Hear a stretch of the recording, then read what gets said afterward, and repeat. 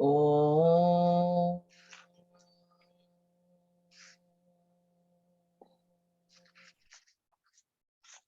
Om Brahmanandam Paramasukadam Kevalam Jnanamurtim Dvandvatitam Gagana Sadrisham Tattvamatsyaadilaksham Ekam Nityam Vimalam Achalam Sarvadhi Sakshibhutam Bhavatitam Trigunarahitam Sadgurum Tam Namami. Om Sadashivasamarambham Shankaracharya Madhyamam Asmadacharya Paryantam Vande Guru Paramparam Shruti Smriti Purananam Alayam Karunalayam Namami Bhagavat Pada Shankaram Loka Shankaram Shankaram Shankaracharyam Keshavam Badarayanam Sutrabhasha Krutau Vande Bhagavantau Punah Punaha. Om Samasta Jana Kalyane Niratam Karunamayam Namami Chinmayam Devam Sadgurum Brahma Vidwaram Sadgurum Brahma Vidwaram. Om Sahana Vavatu Sahanau Bhunaktu Sahaviryam Karavavahai Tejasvinavadhitamastu ma vidvishavahai. Om Shanti Shanti Shanti. Harihi Om Shri Gurubhyo Namaha. Harihi Om.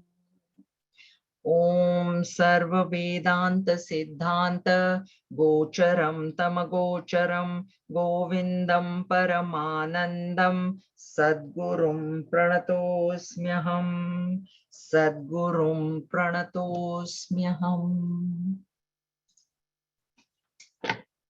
Okay, so we have to start a new. We started actually the topic, there is no plurality. That topic we have started, and I think I did the verse 465 and we are doing 466. The second line of that verse, Ekameva Dvayam Brahma Neha Nanasti Kinchana, is getting repeated, will get repeated. And I told you Paripurna. What is Paripurna? Where there is absolutely no division on account of space, time, and objects. These are the three parameters in which we divide ourselves. So space, I'm here, I'm not anywhere else. Time, I was born at this time. There'll be a death day for me. And object, I am here, so no other object can be in this space. So that is the limitation of space, time, and objects, which the pure consciousness does not have. Anadya, beginning less, cause less. Yeah, I think in Swamiji's lecture also he said there's no cause. If you go on asking for a cause, there'll be there's no end to it. What is the cause of A, B? It'll go on. So it's a causeless cause. Aprameya, it cannot be known, measured. It cannot be known by the senses, because I told you there are these four things by which we know things is, guna, karma, jati, and then sambandha. But since it is alone, there is no question of any of these four. Vikriyam, modification less, change less. Because that substratum is changeless, we become aware of the changes in our body, mind, and intellect. It is that because of which I know that my body is changing. I know that my mind has changed. I know that my intellect has changed. That is what we are. We consider ourselves to be this changing body, mind, and intellect, which is not correct. And this is what Bhagwan is telling us, that it is like that, and it's like that even now. Like there is no division, there's no plurality at all. It is not like we will get realization, we will become one with Brahman. We are actually one with Brahman right now. We just don't know that. That is the problem.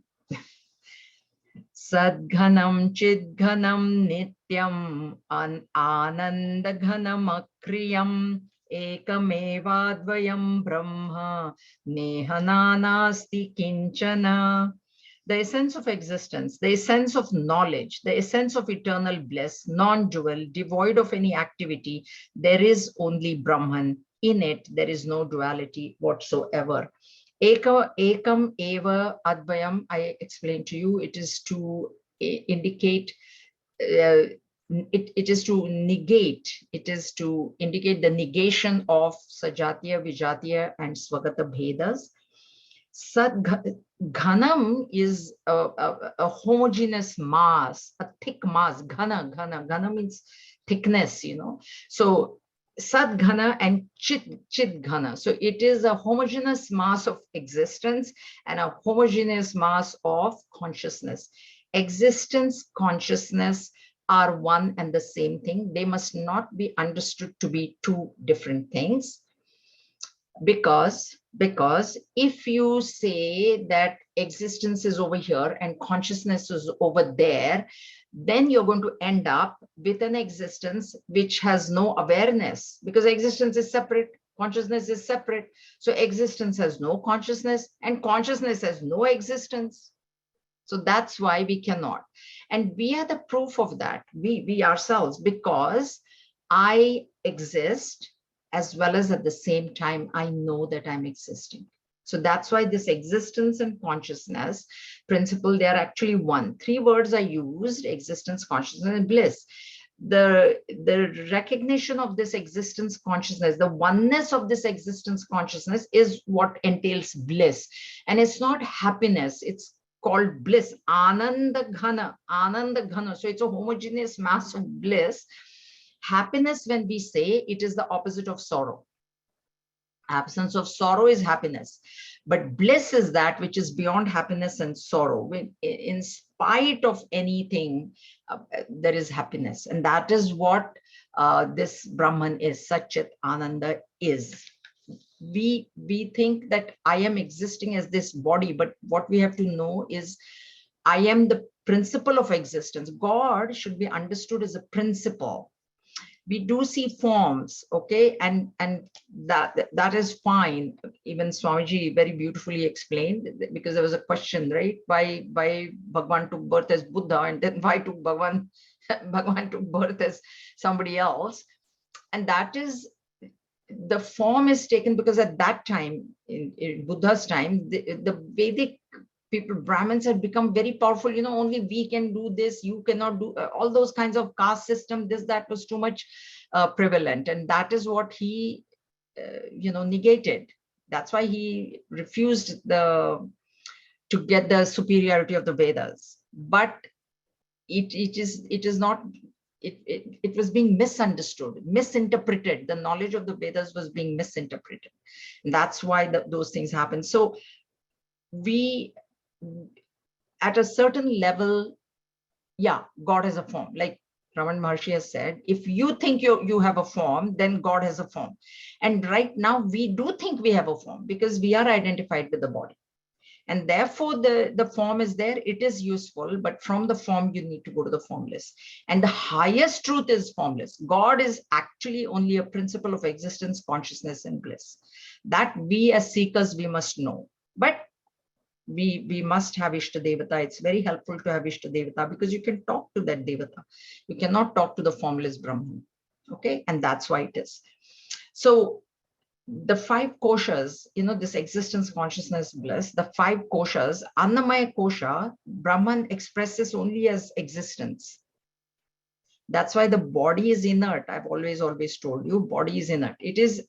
Only existence principle is there in the Annamaya kosha. In the Pranamaya kosha, there is existence and activity. That's why the pranas are responsible for all the physiological functions in the body. Then you go to the Manomaya kosha, which is even subtler. So Manomaya has existence, activity, and knowledge. Because where does the knowledge happen? It happens in the mind.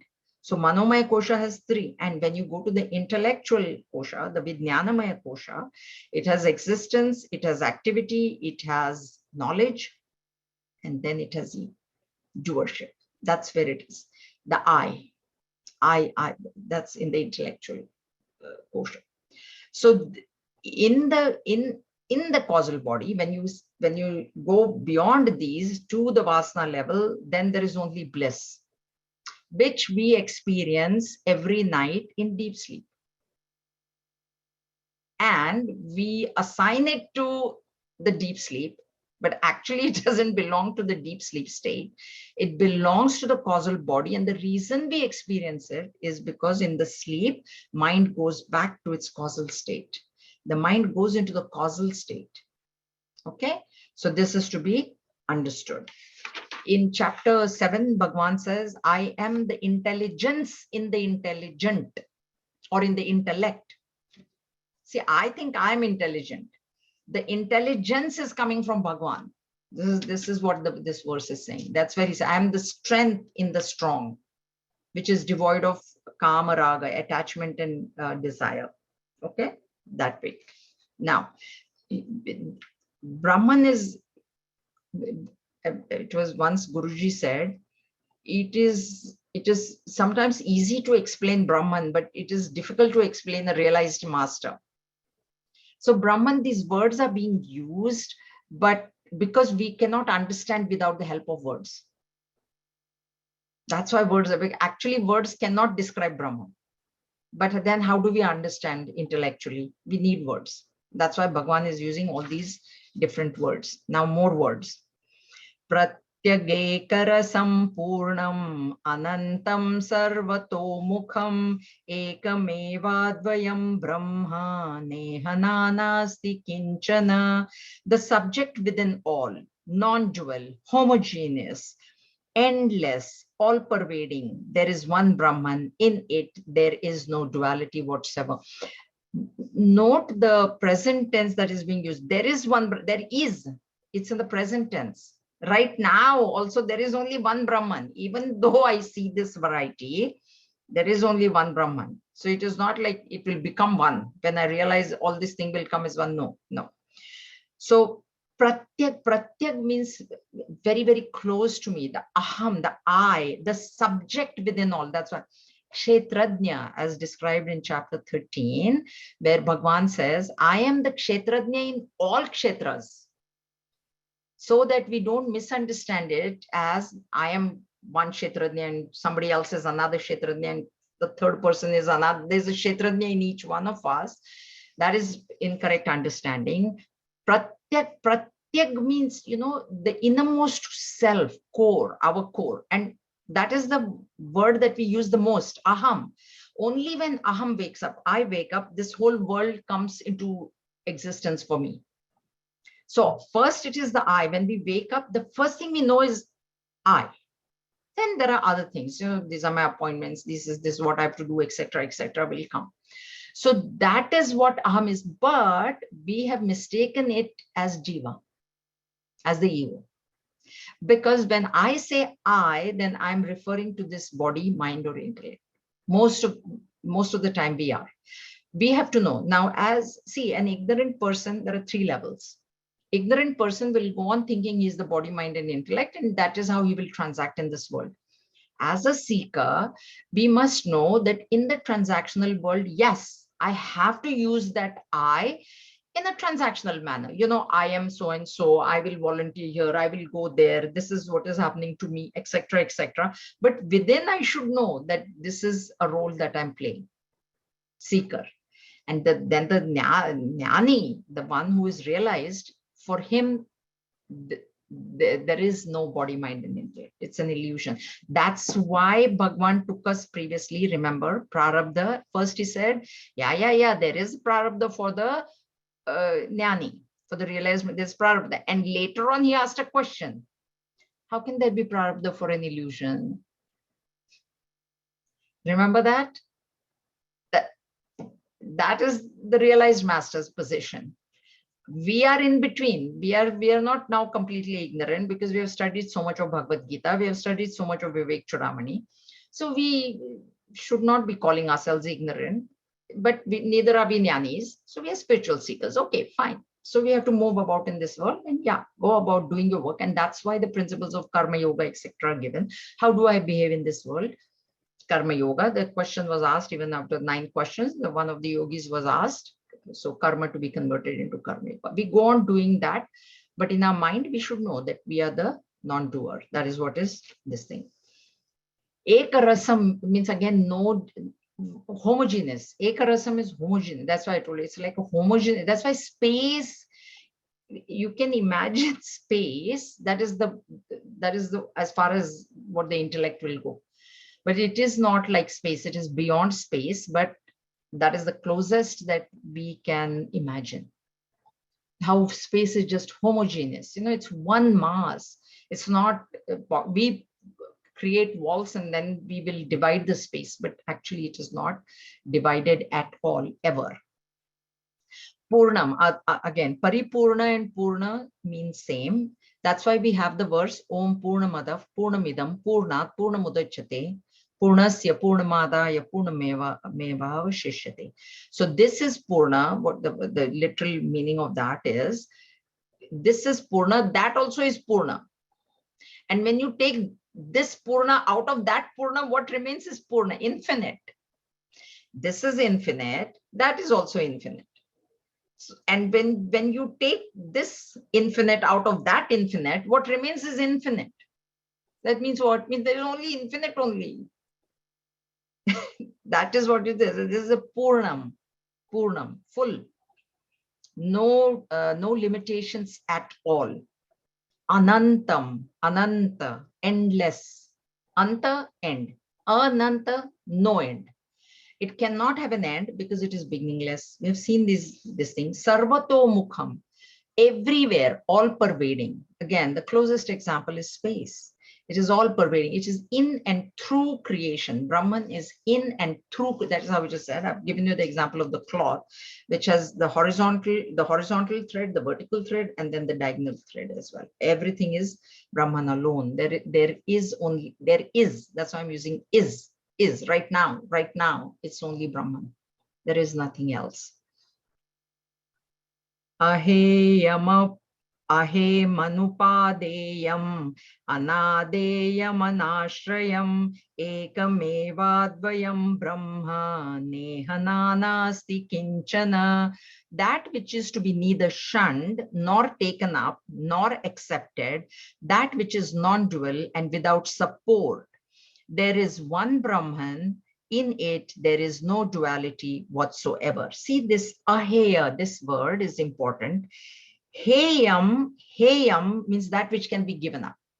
Okay, so what is heyam for us? I can give up my name. I can give up my job. I can give up my clothes. All that is heyam. Okay, so when you add a heyam, something which cannot be given up. Okay, so what is it that can never be given up? In our case, is the I. Can you give up the I? Everything else, you can give up your house, money, bank accounts, clothes, hair. You can donate your hair. You can cut your hair. All these other things are heyam. Even a body, you can donate blood. You can give organs. All this is heyam. The body is heyam. It can be given up. Okay. But what it is aham is the I, aham. So when it is said that Brahman is ahayam, which can never be given, because if I give up the I, then there's nothing, then nothing will remain. See, a person who say is blind, still he can remain. That's why we have that story, famous story in Prashnopanishad, then Brihadaranyaka Upanishad also. The senses were having a discussion, and everybody said that I am the most superior. I am the most superior. So they said, okay, how will we know who is the most superior? So you take leave and go away. So they said, okay, eyes, you can go away.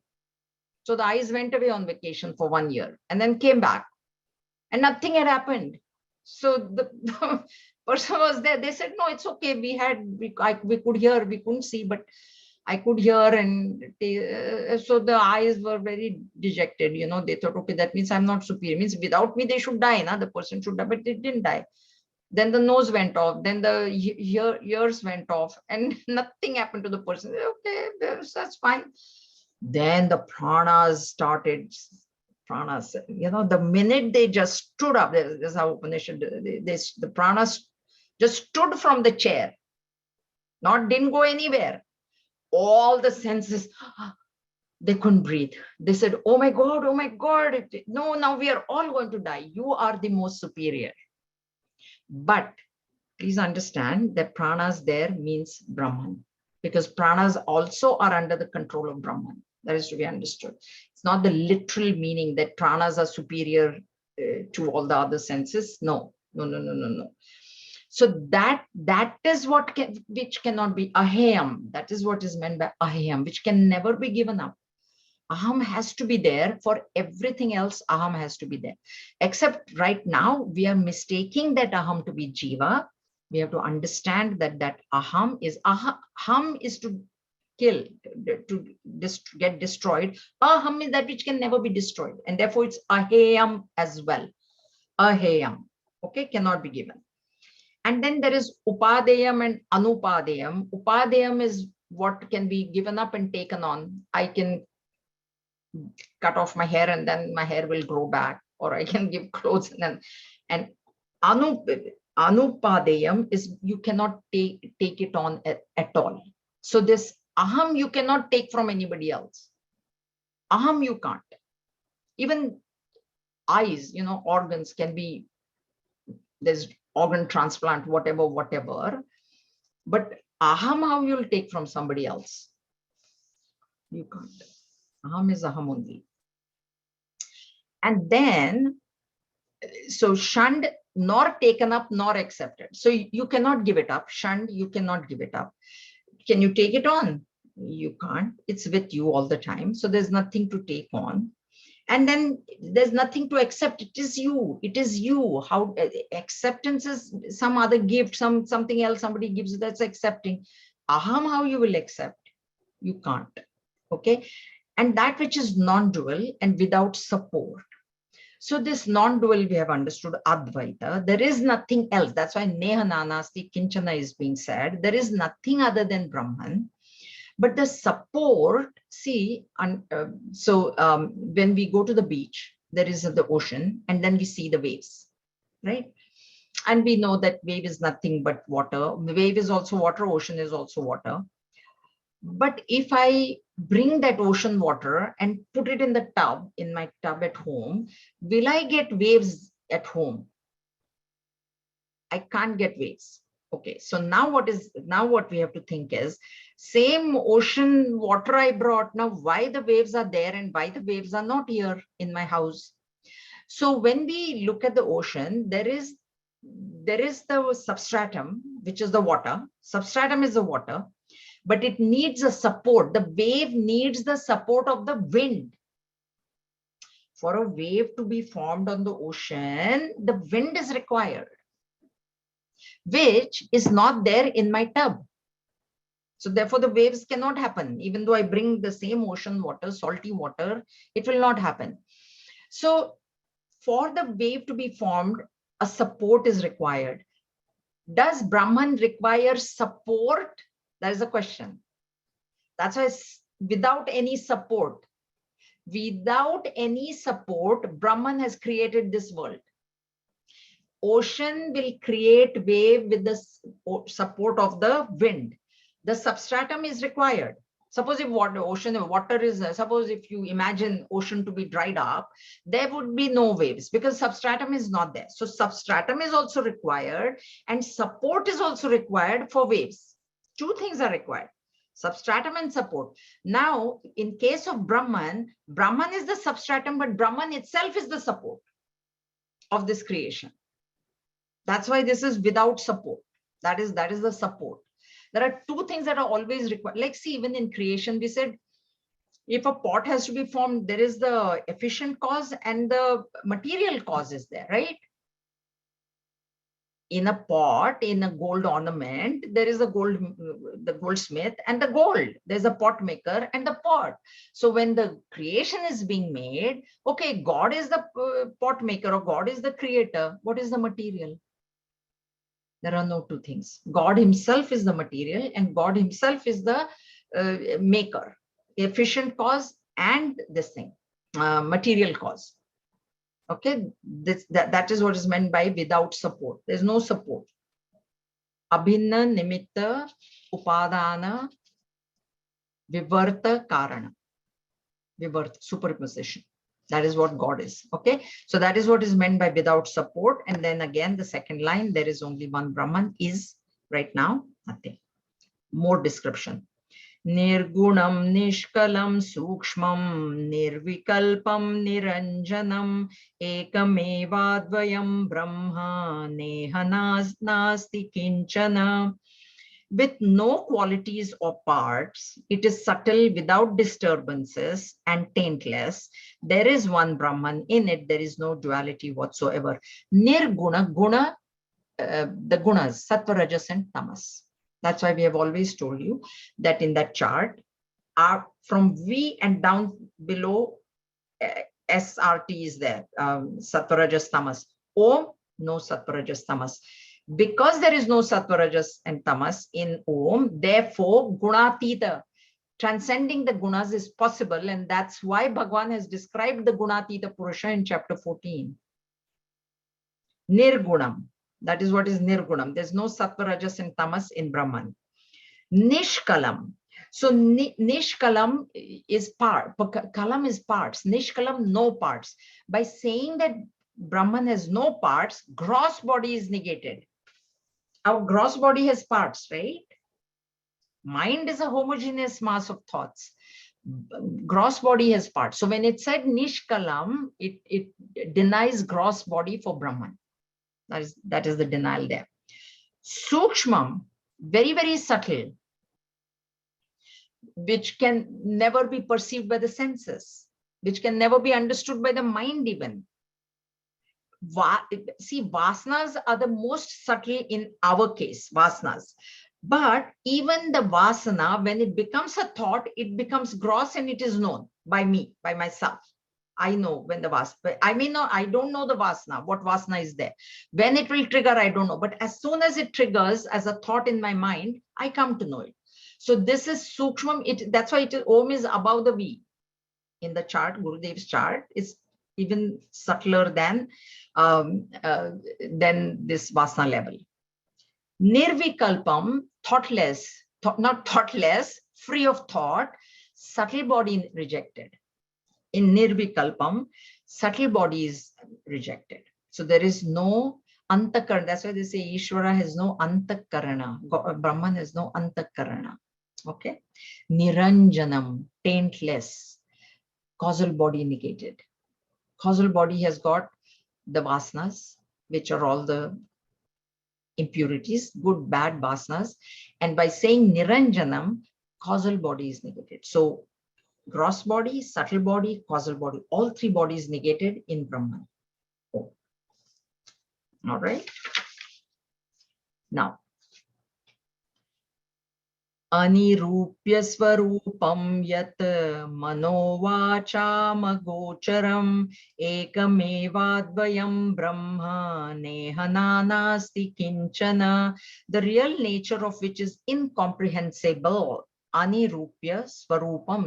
Its swarup, its nature is anirupya. It cannot be described. It is incomprehensible, which is beyond mind and speech and non-dual. There is only one Brahman. So incomprehensible is aprameya, also is the same thing. Like I told you, these are the four things by which we identify things in our transactional world. Guna, kriya, jati, sambandha. Brahman is free of all these four things. It doesn't have any gunas. It is non-doer, no kriya. It is not doctor, engineer, nothing like that, software engineer. And then sambandha, there is no, non-dual. Sambandha will means two people at least have to be there. But there is nothing like that. So anything which can be described will have some parameter, something. Oh, computer screen. My computer screen is rectangular. The ball is round. Something is this thing. Some parameter will be there. There are no parameters where Brahman is concerned. That's what's meant by incomprehensible, which is beyond mind and speech and non-dual. So mind and speech, again, there is a story in the Upanishad where it seems the speech went, Then the eyes went, they went in search of Brahman. Then one by one, they all came back. Then mind went. Then mind also had to come back. So indicating that it is not, that's why see, whatever is comprehended through the mind intellect. And when we say incomprehensible, means mind and intellect are not going to work. So we have to transcend that. Non-dual, vacha agocharam, non-dual, advaita. There's nothing else. Nehana nasti kinchana. Satsambradham swatah siddham shuddham buddham anidrisham ekamevadvayam brahma nehana nasti kinchana. Self-existing, self-evident. This swatah siddham is very important. Pure intelligence, unlike anything finite, non-dual, there is only one Brahman. In it, there is no plurality whatsoever. Self-existing and self-evident. So self-existing, no support at all. It exists on its own. Our body cannot exist without the presence of that pure consciousness. Please note.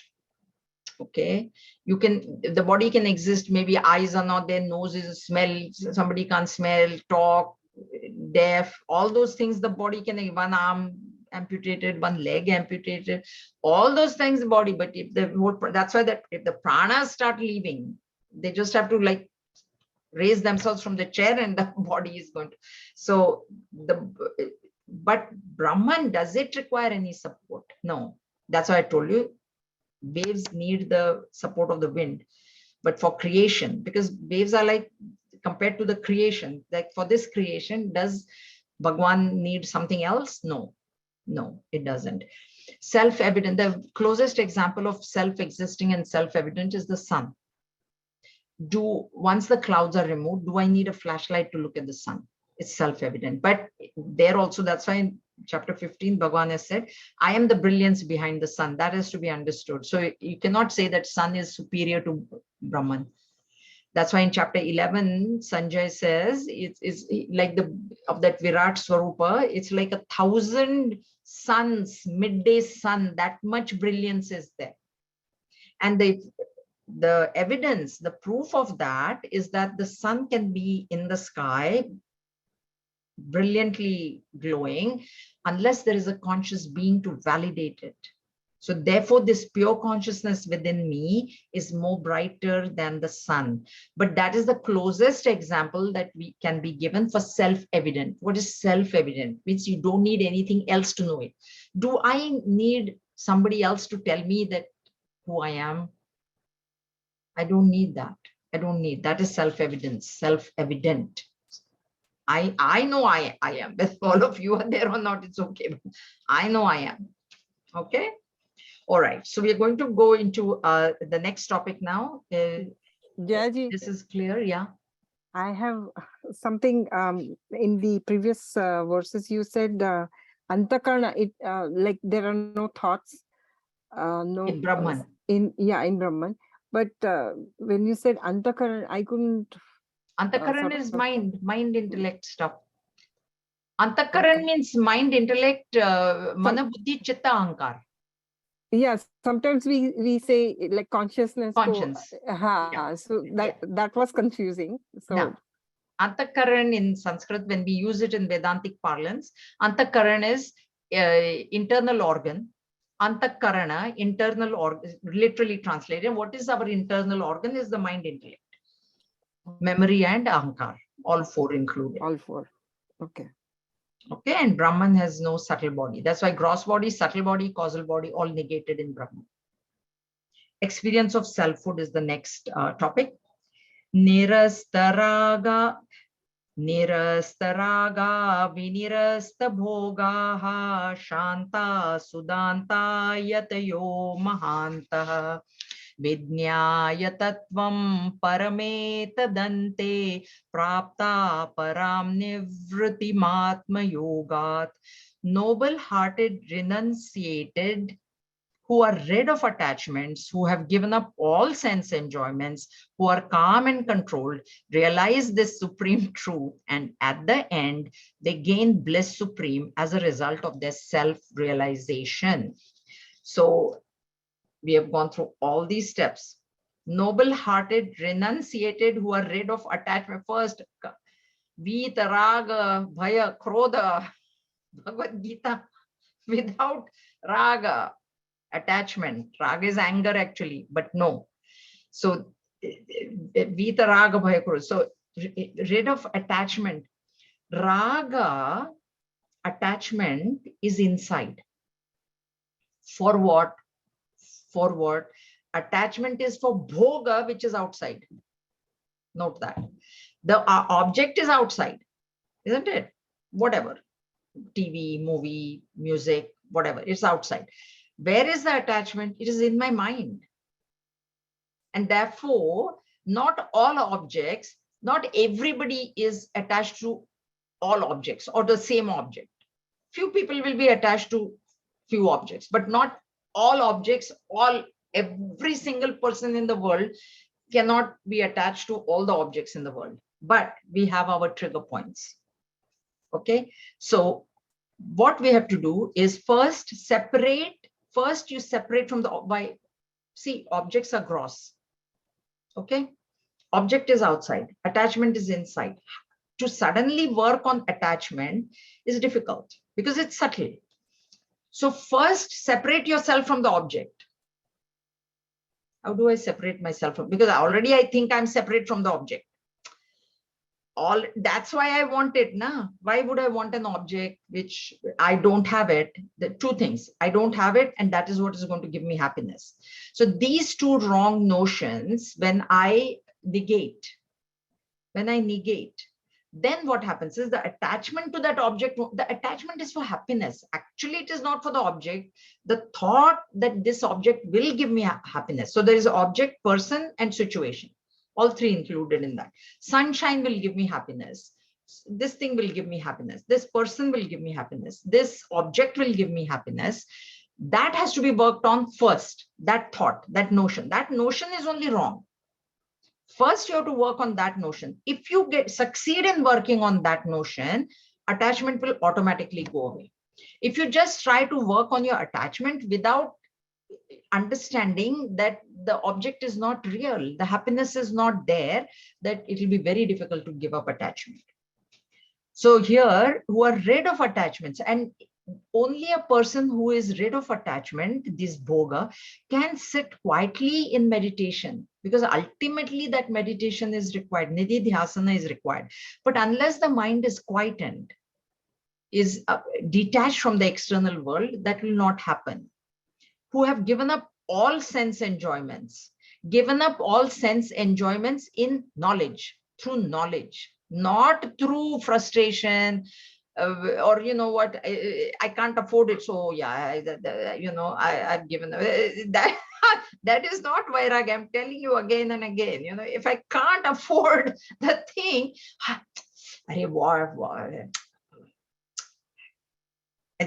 actually I can't afford it. That is not vairagya. So that's why now we'll be doing in the Sunday class, that's what Bhagavan will tell Arjun now. Through knowledge, you give up action. What is through knowledge give up action? Give up doership. What is the knowledge in action that I require? That I'm not the doer. In context of that chapters, every chapter Bhagavan will say something. So in context of that chapter, if we understand it, give up action in knowledge, through knowledge means what?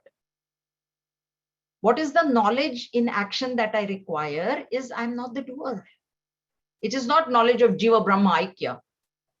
That is not the knowledge there. Final knowledge is that way here, who have given up all sense enjoyments out of frustration. No, then the mind is going to keep it. You sit in samadhi and mind will be there only in the sense object. But through knowledge. And what is the knowledge that is required here now? The knowledge is required that that object, my happiness is not in that object. That knowledge is very important in this context. How will I get that knowledge is through karma yoga. The mind has to be very much purified, because the mind has to be rid of likes and dislikes. That is what is making us run here and there. I run to what I like, I run away from what I don't like. And that is the running that has to stop. And that will stop only when I realize that I am the source of bliss. There is no happiness outside. So that is how this yogi, this seeker has worked, and this is what he has done. And automatically mind will become calm and controlled. No? I've told you many, many times, leave it, let go. I don't know why these things happen in my life only. I'm sure it happens in everybody's life, but this is the principle that I use. Therefore, I'm very convinced, and therefore I'm very confident telling all of you. So again, the same thing happened. I'd gone to the mall, and then I was walking in the stores because my car was charging. And then I saw something and I really liked it and I wanted to pick it up, clothes. And I said, no, leave it. Next time when you come to charge your car, if it's there, it's yours. If not, if not. So I walked out. I walked out of there. Next time when I went to charge my car, I was in so much pain. I was telling you, like I was in so much pain that what clothes, what store, nothing. The pain was so, I just sat there, and a couple of people phoned me. I just phoned, and by that time I thought to forget this. And I thought, oh, should I just like literally like in pain, should I go there? And then I said, no, Jaya, that is what you're telling in class. If it is there, it'll be there for you. Otherwise, let go. So I walked, I hobbled, I was literally, I couldn't even walk. Walked back to the car. Then I rested, and then I was fine. Then 2 days ago, I thought, okay, now I can go to the mall. If it is there, it is mine. If it is not there, no problem. I go, it was there. And more discount. That time it was 30%. Now it's 40%. Use it, have faith. Have faith, but you have to be able to let go also. Huh? So because maybe the size would have not been there or whatever, then you shouldn't feel bad. Please understand that. That is the principle. You must not feel bad. Okay. So this is how you can keep your mind calm and controlled. If it is meant for me, it'll come to me. Why bother? Don't bother. Realize the supreme truth at the end, and at the end they gain the bliss. So these are the steps to realization. First is rid of attachment. Vitaraga bhaya krodha. So there also I told you, it is only vitaraga that we have to do. Bhaya krodha, we don't have to worry. They are just offshoots of attachment. And this is how you will get rid of attachments, is to understand that the bhoga is outside, and that is not a source of real happiness. Through knowledge, you have to understand this, not through frustration and can't afford it, not those kinds of things. You have to be vairagya is when you can afford, when you can, if it is saying you're healthy enough to eat it, you have money enough to, eat it, you have, everything is conducive, you can do it, and yet you let go without any mental agitation. There should be, if there is even a slight agitation, then it's not vairagya. Vairagya is rising above both like and dislike. Okay. And calm and control, this will automatically follow. We don't have to make the mind calm. You get rid of attachment, mind will automatically be calm. Next.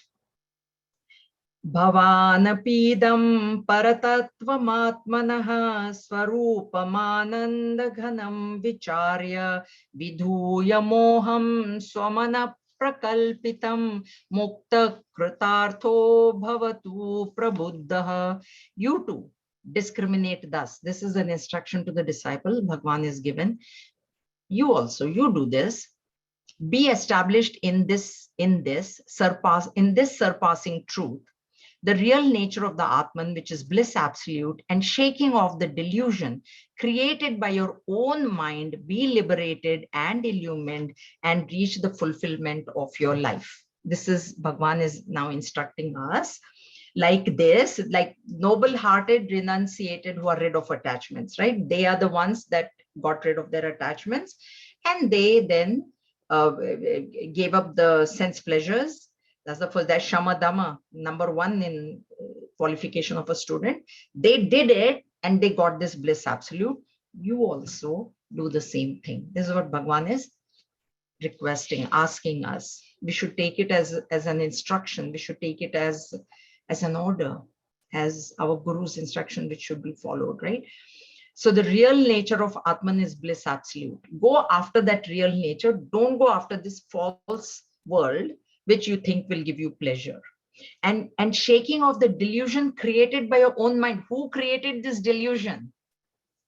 My mind. My mind is telling me that without that, I cannot live. It's my mind. Who is telling me? Nobody is telling me. My mind only is telling me. And mind is, that's why mind, I told you, is very treacherous. Anything that the mind tells you, you must doubt. Wait a minute. Mind is saying like this. Let me think. Vicharya, think. Mind is saying, I cannot, you will not be able to live without that. Then you say, okay, leave it. Let me see if I'm dead tomorrow morning or something. Then tomorrow morning you'll wake up again, same thing. Then you'll know, oh, I didn't die. You said that you'll die if you don't. So don't trust the mind. Test it. Mukta kratarto bhavatu prabuddha. Mukta, be liberated. Prabuddha, indicating intelligence. Prabuddha, with knowledge, through knowledge. Okay, be liberated and illumined and reach the fulfillment of your life. Because Shruti has told us that this ultimate goal is always moksha. Dharma, artha, kama, moksha. Never forget those four things. Dharma, artha, kama, moksha. Ultimate is moksha. So you go for that. Okay. Samadhina sadhu vinishchalatmana pashyatma tattvam svutabodha chakshusha nisanshayam samyagavekshita nisanshayam samyagavekshitaschet shruta padartho na punarvikalpyate. Perceive the nature of the self with the eye of perfect knowledge through samadhi, where the mind has been brought to complete quietude. If the declarations of Shruti heard from the teacher are perfectly understood without a trace of doubt, it can lead to no more skepticism. So perceive the nature of the self. Please do not understand it as an objective perception. It is a self-realization. With the eye of perfect knowledge is the eye of wisdom, or the third eye of Lord Shiva that we say, or it is this, I would describe it as the eye which tells me, not a physical eye, the intelligence which tells me that even though you're seeing the blue sky, there is no blueness. That is the third eye. Okay, the intelligence which is telling me that the sky is false, the blueness of the sky is false. That intelligence is the third eye of knowledge. So how will I get that intuitive knowledge? Intuition is, what is intuition is heart and head together when they think. When you think from the heart, more from the heart, head is objective, intellect is objective. It will always do this objective thinking. It will be working in the realm of cause and effect. That is where the intellect works the best. What is the cause of this? This happened. Then what is this? This. Where the heart is involved and where the thought comes from the heart, then it becomes the eye of knowledge. Intuition, it is called. We get intuitions like that. And that indicates a very steady mind and intellect. When the mind is very rajasic, it is agitated, it is shaking, intuition cannot happen in such a mind. So when the mind is calm and composed, why? Because there are no attachments, because I'm fully convinced that there is no happiness in this world, but it is within myself, then the mind will stop oscillating. Through samadhi, where the mind has been brought to complete quietude. Samadhi, samadhi, where the intellect is absolutely in balance. It is not shaking. The mind is not shaking. Dharana, dhyana, and samadhi we have seen. Dharana, the practice of keeping the mind at one point. Dhyana is keeping the mind at one point. And samadhi is actually just reaching that point.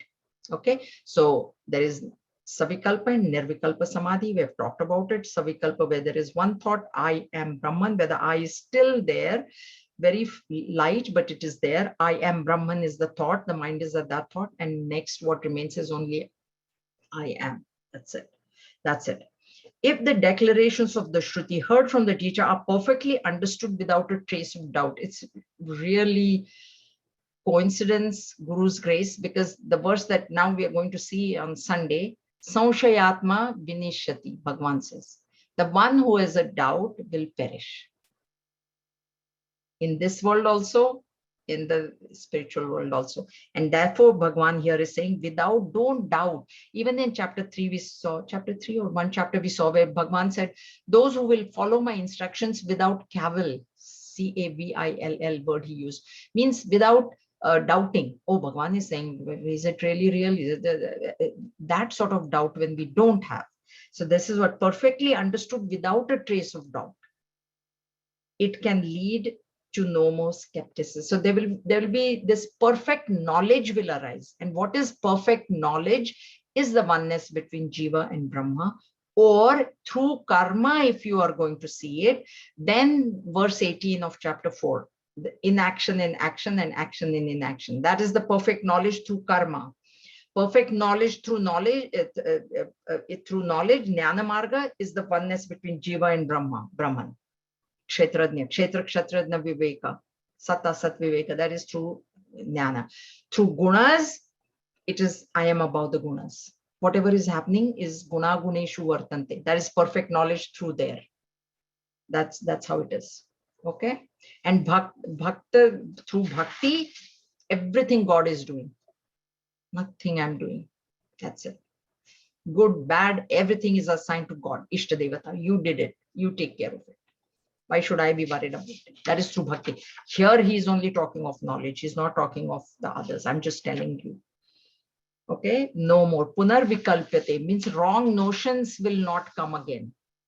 Skepticism is what? When there's a doubt. Nah? That is what it is. So all these wrong notions will not happen again. Swasya vidya bandha sambandha mokshat satya jnanananda rupatma labdhau shastram yuktir deshiko kokti pramanam chanta siddha swanubhuti pramanam. When the self, the existence knowledge bliss, is realized through liberation from one's bondage of ignorance, then the scriptures, logical reasoning, the words of the teacher, these are proofs. The subjective experience of one's own concentrated mind is yet another proof. So once we get rid, what is bondage? Here it says, through liberation from one, what is bondage? Physically, there is no bondage. There's nobody has bound us, but we are bound by our own thoughts. And what is the thought? World is real and happiness is in the world. That is the thought which is binding us. So freedom from that thought. I am the doer. That is another warning. You know, I'm the one that is doing and I'm the one that will enjoy. All these thoughts are ignorance, born out of ignorance, and they are bondage. So when these thoughts are now changed, their doubts are all removed, then what will be realized is this existence knowledge and bliss will be realized. Then the scriptures, logic, see, scriptures is Shruti, Yukti, and Anubhuti. These are the three things that have to align. So Shruti says something to which logic has to align to what Shruti is saying. We have to give logic which will align. And then logic also has to be experienced. It has to be my own experience. That's when this knowledge will become very, very firm. Because if that's the whole thing. Now, I told you in Shunyavad in Buddhist, they say world came from nothing. So Bhagavan said, but what is the logic behind that? And show me experience now. Where have you experienced where there was nothing and suddenly a pot came into existence? Or suddenly when gold ornament came, there was no gold there. Where is the experience? That is why they said that Bhagavan Shankaracharya said that the statement that world has come from Shunya is wrong. Because there is no support of logic and there's no support of experience. Shruti, whatever Shruti says, Bhagavan also he has not blindly followed Shruti. He has given logic and he says, look at your own experience. Because our own experience, he can't give us. He can give us logic. Bhagavan Shankaracharya or any teacher can give us logic, but ultimately I have to experience it myself. So this is what he's saying. Swanubhuti pramanam. You are your own proof. Vedanta, we are our own proof. We are the lab. Our body, mind, and intellect is the lab in which Advaita Vedanta will get proven. But to reach that stage, the mind has to be really purified, ready, qualified. Then we can reach that stage. So this is what he's saying. The Shruti is proof. Logic is proof. Ultimately, your own experience is the greatest proof, because once you experience it yourself, it will never leave you. That experience will never ever leave you. So this thing. So liberation, first line, Gurudev says, liberation from the bondage of one's contact with the non-apprehension. Avidya, what is the non-apprehension? What don't I see? I don't see that I am the source of bliss, and I am seeing that bliss in somewhere else.